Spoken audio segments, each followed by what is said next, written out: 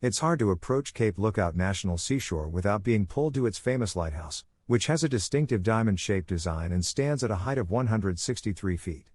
The Cape Lookout National Seashore, located off the Crystal Coast, also known as the Southern Outer Banks, of North Carolina, stretches 56 miles over barrier islands that are home to not only the Cape Lookout Lighthouse but also wild ponies, gorgeous beaches, and breathtaking vistas. Are you planning a day trip to Cape Lookout, North Carolina? Here's how to get there and what you should know before going. What is the best way to get to Cape Lookout? If you're not taking a private boat to Cape Lookout, you'll have to take the ferry. The only legal ferry service to reach the national seashore from either Beaufort or Harkers Island is Island Express Ferry Service. It's a 45-minute journey from Beaufort, although Beaufort is more accessible as a starting point for many tourists to the Crystal Coast. The present lighthouse, which was erected in the late 1850s, is the second to stand at this remote national seashore location. This new 1859 lighthouse, which replaced an 1812 lighthouse that only stretched 96 foot into the sky and was therefore ineffectual for seafarers far offshore, reached 163 foot into the sky and was equipped with a first-order Fresnel lens that allowed the beacon to illuminate the region. The light's subsequent 12 to 19-mile range was critical, as Cape Lookout is surrounded by changing sandbars and strong currents, serving as the ultimate resting place for decades of shipwrecks. Though it was first lit in 1859, it wasn't until 1873 that it was given its characteristic diamond pattern, which set it apart from other lighthouses on the Outer Banks.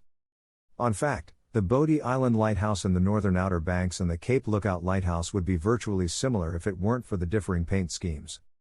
You may find additional information on the National Park Service page if you wish to explore Portsmouth Village and/or bring your car to the Cape Lookout National Seashore, but for a day trip to Cape Lookout, you'll want to start from either Beaufort or Harkers Island.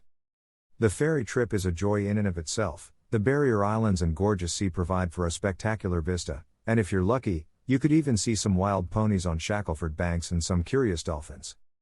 Can you drive to Cape Lookout Lighthouse? Yes, it is possible for you to drive to Cape Lookout Lighthouse. However, there are some important tips to keep in mind before you go ahead with it. Then you will be able to stay away from frustrating situations that you may come across. At Cape Lookout National Seashore, driving on the beach is permitted on the North and South Core Banks. On Shackleford Banks, no cars are permitted. Because none of the islands have bridges, you must use a car ferry, which is not inexpensive. From Davis, North Carolina, and Atlantic, North Carolina, ferries go to South Core Banks and North Core Banks, respectively. Because concessionaires might vary with each contract renewal, the current list of ferry operators can be found on the Cape Lookout National Seashore's list of authorized ferry services webpage. If you believe you can make it through the sand in a street-legal car, I recommend nothing less than a high-clearance four-wheel drive vehicle, as does the National Park Service. The only cars that get stuck, according to a park ranger at North Core Banks, are two-wheel drives, and despite being warned not to bring them across, people still try.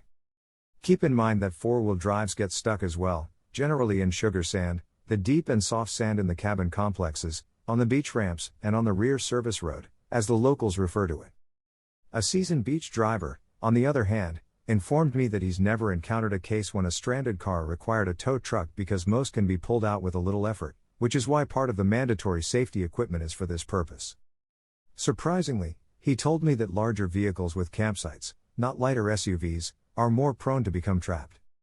I would have thought that adding weight to the car would give it greater traction, but I guess it only leads the wheels to dig deeper into the sand. The Park Service suggests bringing a tow rope, jack and stand, fire extinguisher, wood boards to put under the tires for traction, and a shovel in case you get trapped in the sand. Nobody, on the other hand, checks to see whether you have any of this gear. All you'll need is an ORV educational certificate, which is a free permission you'll need to drive on the beach. You must declare in writing that you have read and comprehended the off-road driving rules, as well as provide some basic vehicle information and the reason for your beach driving.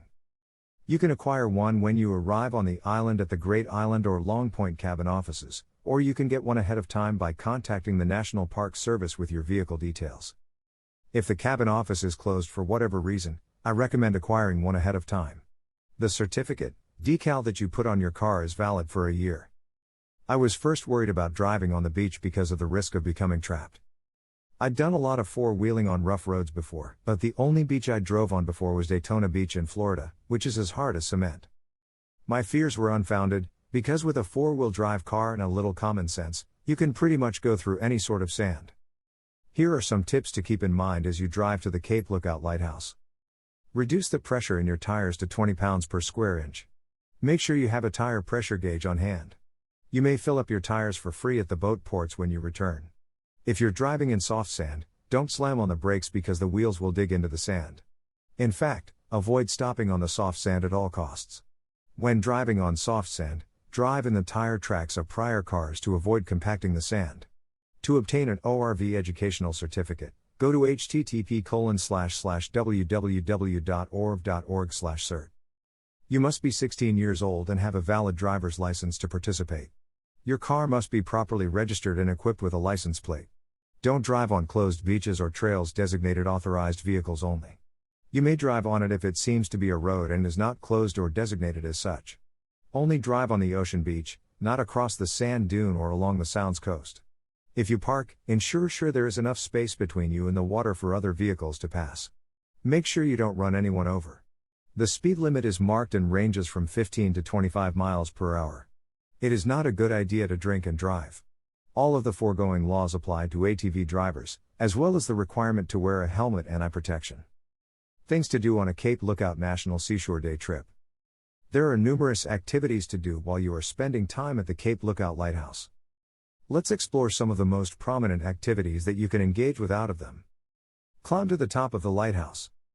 If you come between May and October, the lighthouse shutters in the winter. This is without a doubt the number one thing to do in Cape Lookout. The 207-step walk up the spiral staircase rewards visitors with extremely stunning views across the Cape Lookout National Seashore and adjacent barrier islands. If you're planning on climbing the lighthouse, make sure to verify the opening times before going. Check the National Park Service website for the most up-to-date pricing and hours. Because climbing permits are limited, we recommend going to the ticket counter as soon as you get on the island, receiving an allotted climbing time, and then organizing the remainder of your Cape Lookout Day trip around it. Check out the Keeper's Quarters Museum. A tiny museum next to the lighthouse details the history of the 19th century lighthouse and people who cared for it until it was completely automated in 1950. Well worth a visit on your day trip to Cape Lookout. Look for the free-roaming horses. The wild horses of Shackelford Banks and the adjacent environs are said to be descended from mustangs who survived a 16th century Spanish shipwreck.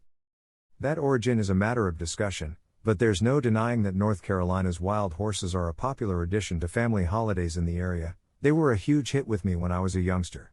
Please keep a 50-foot gap between you and the horses for everyone's safety. Take a trip to the beach. Of course, no vacation to the beautiful coastline near Cape Lookout would be complete without some beach time. On one side of the barrier island, the seas are quiet and peaceful, while on the other, the Crystal Coast is famed for its rolling waves. You'll have a wonderful day regardless of whatever beach you select. Tips to keep in mind when visiting the lighthouse. There are a few important tips that you will need to keep in mind at the time of visiting the lighthouse. Let's take a look at some of the most important tips out of them. To say the least, the amenities around the Cape Lookout National Seashore are minimal. Near the lighthouse, there are restrooms and water faucets, but not much more. As a result, guests should pack food, sunscreen, and a large spray bottle. If you travel, be sure to leave enough time to see the neighboring beaches. The Cape Lookout National Seashore is known for its fantastic fishing and shelling, and staying a while to explore the beach is well worth it. Once you get on the island, there is a taxi service that will transport you to the greatest shelling and fishing beaches, which are located around the point, or roughly a mile or two away from the passenger ferry docks. The journey is a little more expensive, but it's a fun opportunity to get a closer look at the seaside, since it goes by ancient homes and towns as well as miles of beautiful beachfront. Do you want to remain a little longer? Within the Cape Hatteras National Seashore, the National Park Service administers a few primitive beach houses.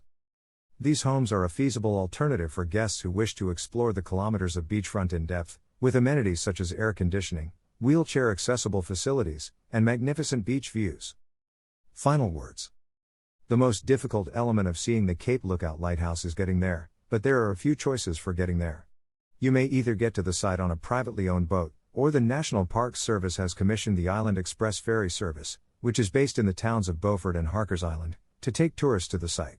Reservations should be made well ahead of time, particularly during the peak summer season. It's a scenic 20 to 45 minute cruise across the Back Sound or Core Sound to reach the Cape Lookout Barrier Island shoreline, and from there, visitors can easily follow the paths and boardwalks to the primary National Park Service, NPS, Visitor Center and the Cape Lookout Lighthouse site, depending on their preferred mode of transportation. On the island, the old keeper's quarters have been turned into a small museum, and National Park Service rangers are usually on hand to answer inquiries about the lighthouse and the nearby beaches.